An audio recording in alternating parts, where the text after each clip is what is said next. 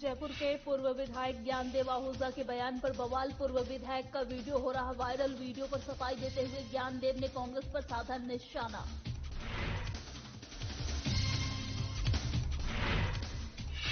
जयपुर में मंत्री गोविंद राम मेघवाल का विवादित बयान। मेघवाल ने करवा चौथ को बताया अंधविश्वास। मेघवाल के बयान को लेकर बीजेपी का पलटवार। बालोतरा में एमबीआर-पीजी कॉलेज में छात्र संघ का चुनाव को लेकर गरमाया माहौल। एनएसयूआई के उम्मीदवार ने नाम की घोषित। एबीवीपी के उम्मीदवार की घोषणा बाकी। हनुमानगढ़ में स्कूल के निर्माण कार्य में फर्जीवाड़ा। सरकारी कार्मिकों पर लगा फर्जीवाड़ा का आरोप। लोगों ने कार्मिकों को निलंबित करने की मांग। और हनुमानगढ़ के गोगामेड़ी मेले का आयोजन। जिला कलेक्टर और एसपी ने लिया जायजा। सुरक्षा व्यवस्था के लिए लिया गया पुख्ता इंतजाम।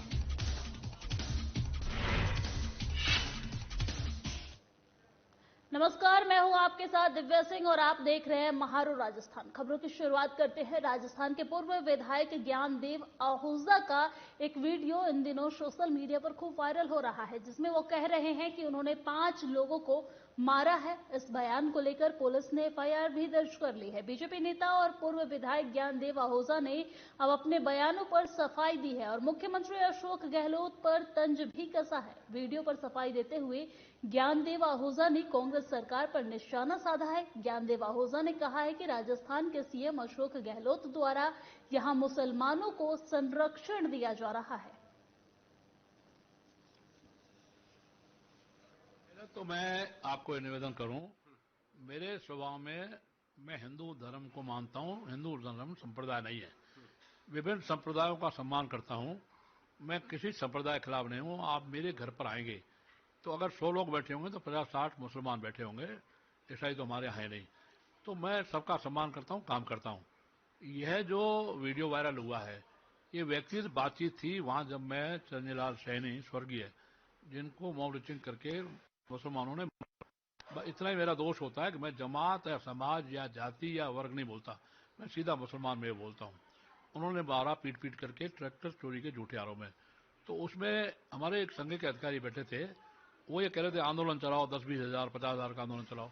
मैंने कहा जो ऑलरेडी यहाँ बैठे हैं, गोविंदगढ़ में रहते हैं, मेरी जगह चुनाव लड़े, ये आंदोलन चलाए और आप बीजेपी चलाए। मैंने बीजेपी भी हिंदू है, हिंदू संगठन के नाते से हम लोग आज, बीजेपी पूरी तरह धर्मनिरपेक्ष है, लेकिन ज्यादातर इन दोनों हिंदुत्व के नाते से पहचाना जा रहा है। हमारा जो चरित्र है, तो हिंदू संगठन आंदोलन चलाए, हम भी साथ देंगे। बोले अकेले बीजेपी चलाए। मैंने कहा इसके बारे में बीजेपी के प्रदेश के नेता तय करेंगे। प्रदेश के नेता तय करेंगे, मैं प्रदेश का नेता हूं। राजस्थान भाजपा के पूर्व विधायक ज्ञानदेव की मुश्किलें बढ़ गई है। विवादित बयान देने पर पुलिस ने आहूजा के खिलाफ एफआईआर दर्ज कर ली है। आहूजा के खिलाफ गोविंदगढ़ थाने में सांप्रदायिक भावना भड़काने को लेकर थाने के कांस्टेबल ने मामला दर्ज कराया है। एसपी तेजस्विनी गौतम ने बताया कि गोविंदगढ़ बीट कांस्टेबल ने आहूजा के खिलाफ ट्रैक्टर चोरी के शक में चिरंजी लाल सैनी की हत्या के मामले में अनर्गल टिप्पणी कर लोगों की धार्मिक भावनाएं भड़काने के मामले और इस तरह की बातें फैलाने को लेकर आईपीसी की धारा 153(a) के तहत मामला दर्ज करवाया है। वीडियो सामने आने के बाद प्रदेश भर में उबाल आ गया है। कांग्रेस प्रदेश अध्यक्ष गोविंद सिंह डोटासरा ने यह वायरल वीडियो पोस्ट कर बीजेपी पर सांप्रदायिक सौहार्द बिगाड़ने के आरोप भी लगाए हैं। साथ में आपको यह भी बता दूं, उन्होंने कहा कि बीजेपी की मजहबी आतंक और कट्टरता और भी ज्यादा बढ़ गई है और इससे ज्यादा इसका क्या सबूत होना चाहिए। पूरे देश में बीजेपी का असली चेहरा सामने आ गया है। राजस्थान के सीएम अशोक गहलोत ने भी आहूजा के इस बयान को शर्मनाक बताया। साथ ही मंत्री प्रताप सिंह खाचरियावास ने भी आहूजा के बयान को गलत ठहराया है। साधना प्लस के लिए जयपुर से पूजा जोशी।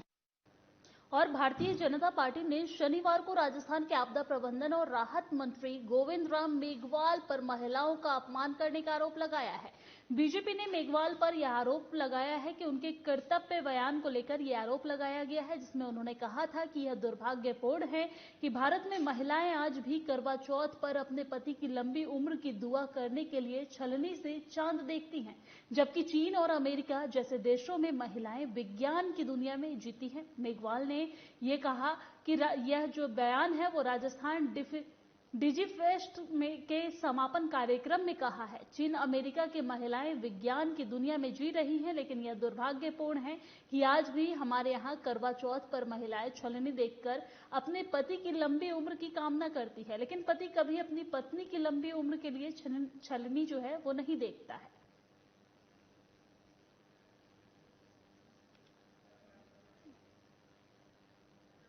और भरतपुर जिला विधि प्रकोष्ठ के जिला अध्यक्ष पद पर विनोद शर्मा को नियुक्त किया गया है। साथ ही जिला उपाध्यक्ष के पद पर टिकेंद्र सिंह सिसोदिया को भी नियुक्त किया गया है। कार्यकारिणी की बैठक के मंच में आगामी रणनीति पर चर्चा करते हुए मुख्य अतिथि के रूप में पधारे युवा मोर्चा प्रदेश उपाध्यक्ष रजत पूड़िया ने कहा है कि भरतपुर जिले में मंच का उद्देश्य भरतपुर जिले की 7 विधानसभाओं पर कमल खिलाना है और पूर्व यशस्वी मुख्यमंत्री वसुंधरा राजे को पूर्ण सत्ता में लाकर राजस्थान के मुख्यमंत्री के रूप में आसीन कराना है और 2024 में मोदी जी को पूर्ण बहुमत के साथ पूरे प्रधानमंत्री के रूप में आसीन कराना है। इस अवसर पर मंच वरिष्ठ नागरिक मोर्चा प्रदेश उपाध्यक्ष भूदेव सिंह फौजदार सहित अन्य पदाधिकारी भी मौजूद नजर आए हैं। आज मुझे मंच में बड़ी जिम्मेदारी देते हुए विधि प्रकोष्ठ का जिला अध्यक्ष चुना गया और जिसके लिए आज सम्मान समारोह जिले के समस्त पदाधिकारीगण एवं वरिष्ठजन की उपस्थिति में संपन्न हुआ है। और मंच का क्या नाम है? मंच का जो उद्देश्य है, महारानी श्रीमती वसुंधरा राजे जी को आगामी विधानसभा चुनाव में सशक्त करना, मजबूत करना और उनको मुख्यमंत्री का चेहरा घोषित किया जाना, ये हमारे मंच का उद्देश्य है। और उस उद्देश्य की पूर्ति के लिए वर्ष 2024 विधानसभा चुनाव के लिए हम प्रयासरत। और सुराना के दलित छात्र इंद्र मेघवाल की मौत के मामले को लेकर 4 दिन पहले प्रदेश की सत्ताधारी पार्टी के प्रदेश अध्यक्ष गोविंद सिंह डोटसरा सहित करीब 10 मंत्री, 1 दर्जन से अधिक विधायक सहित पीड़ित परिवार को सांत्वना देने पहुंचे। मामले की स्थिति को भांपते हुए प्रदेश कांग्रेस अध्यक्ष डोटसरा ने पीसीसी की तरह पीड़ित परिवार को 20 लाख रुपए देने की घोषणा की है। वहीं दूसरी अन्य मांग भी सीएम से बात कर सकारात्मक निर्णय लेने की बात कही थी, जिसको लेकर आज राज्य मंत्री पुखराज पराशर और मेघवाल समाज के बड़े नेता रूपाराम धनडे फिर आज पीड़ित परिवार के घर पहुंचकर पीसीसी द्वारा घोषित 20 लाख रुपए का आर्थिक सहयोग राशि सौंपी गई है। इस दौरान दोनों नेताओं ने निष्पक्ष रूप से जांच कर दोषी को सजा दिलवाने की मांग कही है। और सर्वधर्म समर्पित सामाजिक सेवा संस्था कृष्णा सेवा संस्थान ने अपने दूसरे स्थापना दिवस पर समरसता और राष्ट्रीय कवि सम्मेलन का आयोजन किया है। कोरोना काल जैसे विपरीत समय में जनसेवा शुरू हुई, संस्थान ने निरंतर कार्य करते हुए सेवा के नए आयाम क्षेत्र में स्थापित किया है। वर्तमान में संस्थान की 9 शाखाएं बन चुकी हैं। मात्र 2 साल की अल्पविधि में संस्थान की रक्तदान शाखा 2000 यूनिट रक्तदान करवा चुकी है। वहीं संस्थान की गौ सेवा शाखा 11 लाख से अधिक का दान गौ सेवा में कर चुकी है।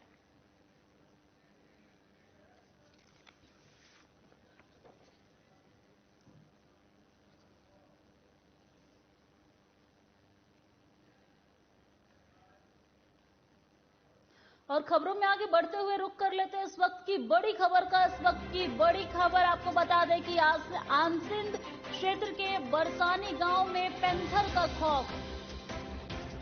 बरसनी के गणेशपुरा गांव के खेतों में आया पैंथर। पैंथर की दहाड़ से सहमे किसान और ग्रामीण। पैंथर ने नीलगाय के बच्चों का बनाया शिकार। पिछले 6 महीने से बरसनी में डेरा डाल रखा है पैंथर। बरसनी क्षेत्र में अभी भी वन विभाग की पकड़ से दूर है पैंथर।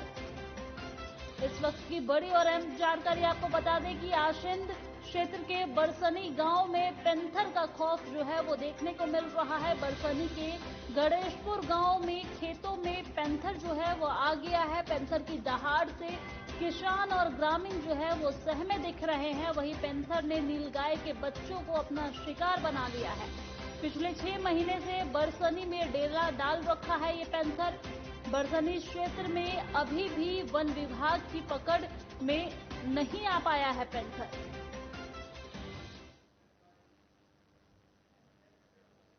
और राजस्थान विश्वविद्यालय अध्यक्ष पद के चुनाव की बिसात बिछ चुकी है। एनएसयूआई और एबीवीपी दोनों ने अध्यक्ष पद प्रत्याशी की घोषणा कर दी है। एबीवीपी ने नरेंद्र यादव और एनएसयूआई ने रितु बराला को टिकट दिया है। हालांकि एनएसयूआई में बराला के नाम की घोषणा के साथ ही अंतर्कलह सामने आ गया है। राज्य सरकार में जो मंत्री हैं मुरारी लाल मीणा, उनकी बेटी निहारिका जोरवाल और एक अन्य दावेदार निर्मल चौधरी ने बागी तेवर दिखा दिए हैं। दोनों ने निर्दलीय चुनाव लड़ने की घोषणा कर दी है। नामांकन 22 को होना है। ऐसे में सरकार इन दोनों ही बागियों को मनाने में जुट गई है।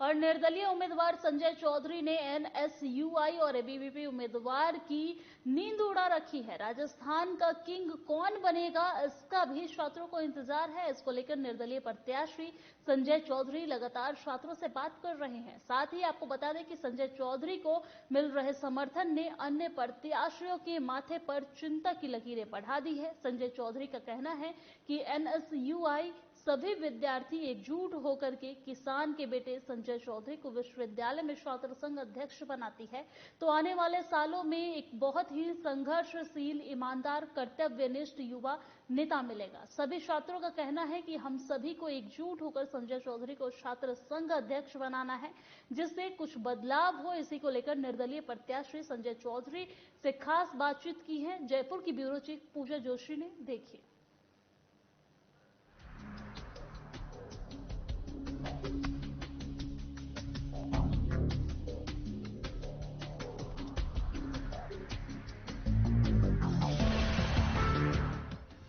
राजस्थान में विश्वविद्यालय अध्यक्ष पद के लिए चुनाव की बिसात बिछ चुकी है। प्रदेश में छात्र संघ चुनाव 2022 का आयोजन होने जा रहा है। 26 अगस्त को मतदान होने हैं और 27 अगस्त को मतगणना होने वाली है। तो वहीं 10 दिन पहले ही आचार संहिता लागू हो जाएगी। आचार संहिता का सख्ती से पालन करवाने के लिए राजस्थान यूनिवर्सिटी प्रशासन और WSW कार्यालय की ओर से तैयारियां पूरी कर ली गई है। इसके साथ ही आचार संहिता का उल्लंघन करने वाले छात्र नेताओं पर भी इस साल राजस्थान विश्वविद्यालय प्रशासन द्वारा सख्ती से कदम उठाने की योजनाएं बनाई जा रही है। नमस्कार। हमारे साधना प्लस चैनल में आपका बहुत बहुत स्वागत है। Thank you. मेरा आपसे पहला सवाल ये है कि चुनाव को लेकर आपके मुद्दे और विचार क्या है? देखिए, साधना न्यूज चैनल के माध्यम से छात्र राजनीति जो विश्वविद्यालय और महाविद्यालय में होती है, तो जो मेरा व्यक्तिगत अनुभव है उसको लेकर मैं कहीं ना कहीं आप सभी के सामने मैं मेरे विचार रखूंगा। छात्र राजनीति विश्वविद्यालय महाविद्यालय पर इस स्तर की कभी नहीं होनी चाहिए जो कि विश्वविद्यालय के छात्रों को भ्रमित की जाए, उनकी मानसिकता को किसी गलत दिशा में डाइवर्ट किया जाए। विश्वविद्यालय की छात्र राजनीति हमेशा ऐसी होनी चाहिए कि विश्वविद्यालय एक शिक्षा का मंदिर है। महाविद्यालय स्तर में भी छात्र राजनीति होती है, चुनाव होते हैं, लेकिन वहां पर जो छात्र प्रतिनिधि हैं, मैं भी छात्र प्रतिनिधि रहा हूं। राजस्थान कॉलेज से मैंने अध्यक्ष पद का चुनाव 2019 में लड़ा था। कुछ वोटों के मार्जिन से मैं चुनाव हार गया था, लेकिन कहीं ना कहीं मेरा मानना यह है कि विश्वविद्यालय में एक राजनीति ऐसी होनी चाहिए जिससे विश्वविद्यालय में जो आम परिवार के, गरीब परिवार के, किसान परिवार के या शहरी परिवेश से जो छात्र छात्राएं आते हैं, तो उनके जो महत्वपूर्ण मुद्दे होते हैं, उनको जो समस्याओं का सामना करना पड़ता है, उनकी क्लासेज को लेकर काफी सारे मुद्दे होते हैं। विश्वविद्यालय प्रशासन या महाविद्यालय प्रशासन से उनकी बहुत सारी डिमांड्स मांगे होती हैं। लाइब्रेरी को लेकर कोई बात हो, उनका कोई बुक्स का मसला हो, क्योंकि विश्वविद्यालय है, महाविद्यालय प्रशासन जो होता है, जो कि फीस जमा करते टाइम वो हर एक तरीके की फीस उनसे लेता है। लाइब्रेरी की अलग से फीस लेता है, स्टूडेंट यूनियन फीस अलग से लेता है और पार्किंग की फीस अलग से लेता है। साधन तक खड़ा करने की फीस विश्वविद्यालय प्रशासन उनसे वसूलता है और बुक्स की फीस भी उनसे लेता है। तो कहीं ना कहीं मेरा ये मानना है कि जो छात्र इन चीजों से वंचित है, इन चीजों की जानकारी उन छात्रों को नहीं है, तो कम से कम एक छात्र प्रतिनिधि होने के नाते सबकी ये जिम्मेदारी बनती है कि ऐसे छात्र छात्राओं को इन चीजों के लिए प्रेरित करें जो उनकी वाकई में हक है उनका। जिनके द्वारा जो फीस विश्वविद्यालय को वो जमा कराते हैं, उसके बाद जो रिजल्ट के माध्यम से एक जो छात्र नेता होने के नाते उनकी जिम्मेदारी बन जाती है कि कहीं ना कहीं ये जो फीस इतनी ज्यादा वसूली जा रही है उनसे, तो प्रॉपर क्या उस फीस का फायदा राजस्थान विश्वविद्यालय में पढ़ने वाले या महाविद्यालय में पढ़ने वाले बच्चों को क्या मिल पा रहा है। तो कहीं ना कहीं जो छात्र राजनीति होनी चाहिए, एक स्वच्छ राजनीति ऐसी होनी चाहिए कि आम परिवार से, गरीब परिवार से जो किसान के बच्चे आते हैं, विद्यार्थी आते हैं, तो वो बेचारे क्या होता है कि 12वीं कक्षा में पास करने के बाद में जयपुर में नए आते हैं, तो उनके लिए जगह नहीं होती है। तो कम से कम एज ए सीनियर होने के नाते और एक छात्र प्रतिनिधि होने के नाते मैं खुद का मानना मेरा ये है कि व्यक्तिगत तौर पर मैं हर एक विद्यार्थी से पर्सनल संपर्क करता हूं, उसके जीवन से जुड़ी हुई जो समस्याएं होती हैं, उसकी पढ़ाई से, उसकी शिक्षा से जुड़ी हुई जो समस्या होती है, उन समस्याओं को मैं उन छात्रों से पूछ के उनका समाधान करवाने पर ज्यादा से ज्यादा मैं इन चीजों पर ध्यान देता हूं और ज्यादा इनका मान और इन चीजों को मैं ज्यादा समझता हूं। छात्रों की अगर हम बात करें तो आम छात्र जब अपनी किसी भी समस्या को लेकर कॉलेज या विश्वविद्यालय के अधिकारियों के पास जाते हैं तो उनकी समस्या का निराकरण नहीं किया जाता है, या तो उन्हें चक्कर लगवाया जाता है या फिर वो ऑफिस में मिलते ही नहीं हैं। ऐसे में आप क्या करेंगे, आप कैसे उनकी समस्या का समाधान करें? देखिए, आपने महत्वपूर्ण, बहुत ज्यादा इंपॉर्टेंट बात आपने क्वेश्चन किया है। इस क्वेश्चन का जवाब मैं खुद से देना चाहता हूं कि मैंने खुद ने जब राजस्थान कॉलेज में प्रवेश लिया था सबसे पहले, तो मैं एक छात्र था और उसके अकॉर्डिंग बहुत सारी समस्याएं मेरे सामने आई कि सबसे पहले तो मुझे राजस्थान कॉलेज का रास्ता भी पता नहीं था। बस से जब मैं उतरा तो मैंने बहुत जगह रास्ता पहुंचा और मैं विश्वविद्यालय कॉलेज तक पहुंचा। पहुंचने के बाद में मुझे कुछ छात्र प्रतिनिधि ऐसे मिले जिन्होंने मुझे प्रॉपर गाइड किया। उसके बाद में एक विश्वविद्यालय में जो छात्र आता है, आम छात्र जो पहली बार आता है, वो विश्वविद्यालय प्रशासन से बात करने से कतराता है। कहीं ना कहीं उसका डर ये रहता है कि ये बहुत बड़ी पोस्ट पर है, बहुत ऊंची पोस्ट पर है, तो कहीं ना कहीं वो उनसे डायरेक्ट जाके बात नहीं करता। तो एक छात्र प्रतिनिधि होने के नाते मैंने खुद ने मेरे माध्यम से विभिन्न ऐसे छात्रों की मदद की है जो कि विश्वविद्यालय प्रशासन तक, कॉलेज प्रशासन तक अपनी बात रखने में असक्षम थे। तो जो फर्स्ट ईयर में जो विद्यार्थी आते हैं, कहीं ना कहीं प्रोफेसर और वाइस प्रिंसिपल जो होते हैं विश्वविद्यालय में, मैनेजमेंट के जो लोग होते हैं, उनको कहीं ना कहीं ये देखना चाहिए कि एक जो छात्र नेता एक छात्र रह के इतनी सारी चीजें, इतने सारे सुझाव, इतना गाइड इन चीजों को करता है, तो कहीं ना कहीं कॉलेज प्रशासन को भी इन चीजों पर ध्यान देना चाहिए। उनकी अलग से है कि विश्वविद्यालय में जब एडमिशन चालू होते हैं, एग्जाम फॉर्म भरे जाते हैं, ऑफलाइन फॉर्म जमा होते हैं, तो कई छात्र गार्जियन के साथ में आते हैं, तो उनको बहुत समस्याओं को वहां पर सामना करना पड़ता है, क्योंकि उनके ना तो ढंग से बैठने की वहां पर प्रॉपर व्यवस्था होती है, ना उनको कोई समझाने वाला होता है, ना कौन सा विषय का किस प्रकार से चयन करना होता है, ना उनको वो चीज समझानी होती है। तो कम से कम महाविद्यालय में जब रेगुलर प्रवेश जब होते हैं जुलाई में, तो उनको लेकर कम से कम कुछ सदस्य नियुक्त विश्वविद्यालय जो द्वारा करने चाहिए, जो कि उन स्टूडेंट्स पर प्रॉपर वहां पर काम करे, कैनोपी लगाकर, क्योंकि हम खुद भी छात्र नेता हैं, हम खुद कैनोपी के माध्यम से विश्वविद्यालय के छात्रों की, महाविद्यालय के छात्रों की मदद करते हैं। तो कहीं ना कहीं उनकी भी ये जिम्मेदारी बनती है, और उनकी तो बड़ी जिम्मेदारी ये बनती है क्योंकि वो विश्वविद्यालय से फीस ले रहे हैं, बच्चों से फीस ले रहे हैं। वो फीस किस बात के ले रहे हैं? फिर अगर विश्वविद्यालय में कोई छात्र आता है प्रवेश के लिए, तो उनको प्रॉपर गाइड करने के लिए उनकी एक एजुकेशन की टीम ऐसी गठित होनी चाहिए, फैकल्टी वाइज, जो कि आर्ट्स की टीम अलग होगी, साइंस की टीम अलग होगी, कॉमर्स की टीम अलग हो गई, तो सब तरीके की एक टीमें ऐसी गठित महाविद्यालय या विश्वविद्यालय वाइज उनको करनी चाहिए, ताकि विश्वविद्यालय में जो छात्र आता है तो उसको प्रॉपर एक गाइडेंस मिले, ताकि वो अपनी जो पढ़ाई है, उसकी जो व्यवस्था है और जो अपना उसमें जो उद्देश्य देख रहा है पढ़ाई में, तो उसको वो पूर्ण रूप से कर सके। तो वहीं छात्र संघ के नेता अपनी अपनी तैयारियों में जुट गए हैं, जिसके चलते निर्दलीय प्रत्याशी के रूप में चुनाव लड़ रहे संजय चौधरी ने भी अपनी कमर कस ली है। वहीं छात्र हित में बात करते हुए संगठन को मजबूत और छात्रों की समस्याओं को दूर करने का वादा कर चुनाव में अपनी जीत दर्ज करवाने को लेकर छात्रों से मुलाकात कर रहे हैं। संजय चौधरी, जो कि निर्दलीय प्रत्याशी हैं, प्रत्याशी का कहना है कि चुनाव में जीत या हार मेरे लिए मायने नहीं रखता है, मेरे लिए छात्रों का हित ही सर्वोपरि होगा। अगला सवाल, चुनाव को लेकर आपका क्या मैनिफेस्टो है?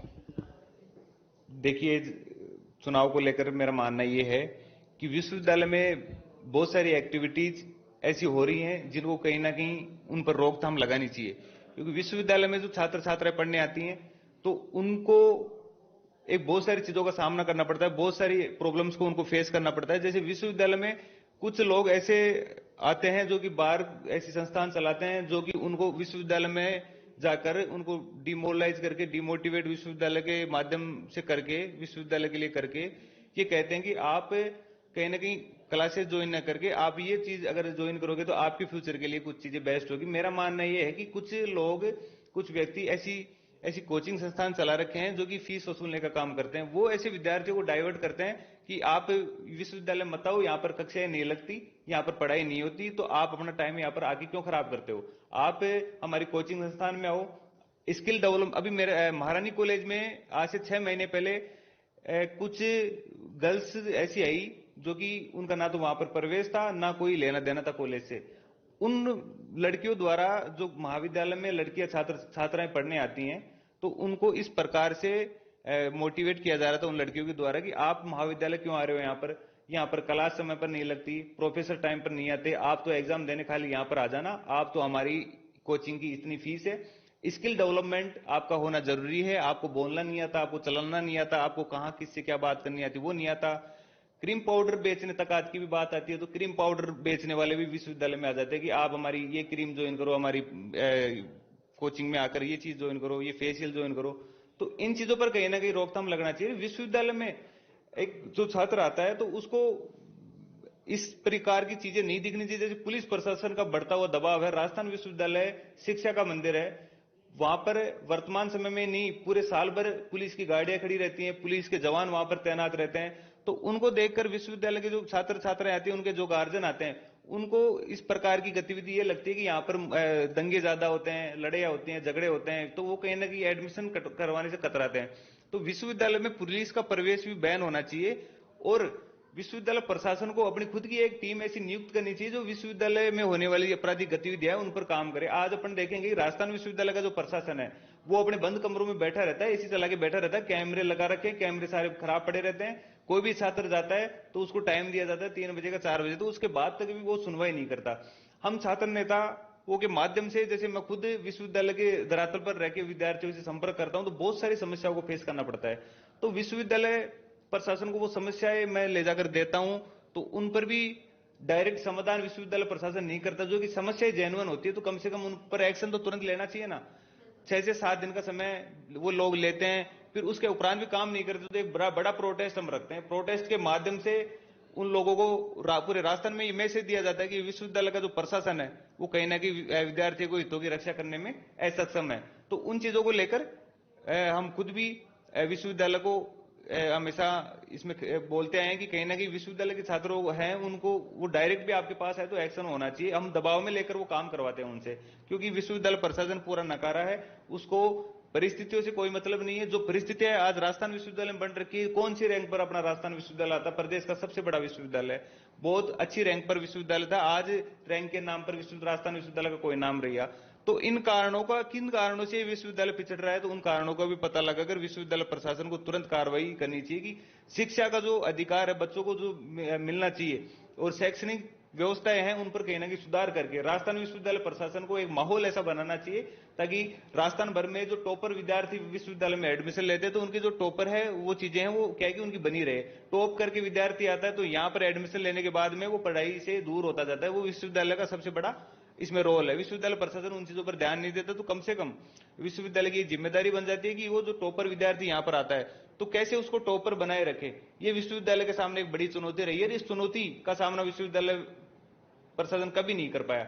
तो मेरी ये राय है, जब विश्वविद्यालय का अध्यक्ष मैं अगर निर्वाचित होकर आता हूं, जिन चीजों में मैं सक्षम अगर रहता हूं तो एक नहीं 1 लाख मुद्दे मेरे पास ऐसे हैं जिन पर विश्वविद्यालय प्रशासन अगर सही तरीके से काम करे तो आज राजस्थान विश्वविद्यालय की स्थिति कहीं ना कहीं रैंक में, अच्छी रैंक में शामिल हो सके।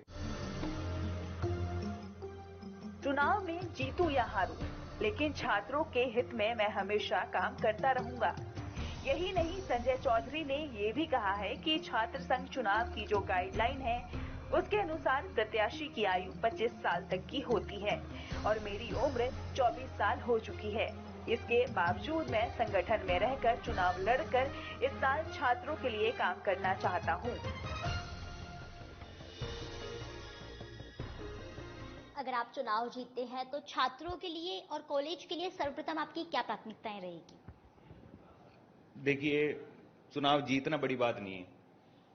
छात्र हितों का जो जज्बा होता है, उनके लिए काम करने का जो मन होता है, वो मेरा शुरू से ही रहा है। चुनाव जीतना ये मुद्दा नहीं है। राजस्थान विश्वविद्यालय में, राजस्थान कॉलेज ने, जो मेरा कॉलेज रहा है, जिस कॉलेज से मैं ग्रेजुएट हुआ हूं, उस कॉलेज ने मेरे को बहुत अच्छी पहचान दी है। वहां के विद्यार्थियों ने मुझे बहुत सहयोग और समर्थन देकर आज राजस्थान विश्वविद्यालय ही नहीं, पूरे राजस्थान की छात्र राजनीति में मुझे एक अलग चेहरा बनाने का उन्होंने बड़ा काम किया है। तो चुनाव जीतना मेरा कभी मकसद नहीं रहा। चुनाव लड़ना बड़ी बात है, विद्यार्थियों के हितों के लिए लड़ना बड़ी बात है। तो इन चीजों पर मैं ज्यादा ध्यान देता हूं। मैं चुनाव जीतने और हारने, इन दो चीजों से हटके मुझे एक ऐसी छात्र राजनीति करनी है जो कि विश्वविद्यालय, महाविद्यालय स्तर पर जो विद्यार्थी आते हैं, तो उन तक मैं मेरी तरफ से जितना मेरा रोल हो, जितना जिन चीजों में मैं सक्षम हूं, उन तक उन चीजों को लेकर उन तक फायदा पहुंचा सकूं उनको। ये मेरा बड़ा मानना है। चुनाव बड़ी बात नहीं है।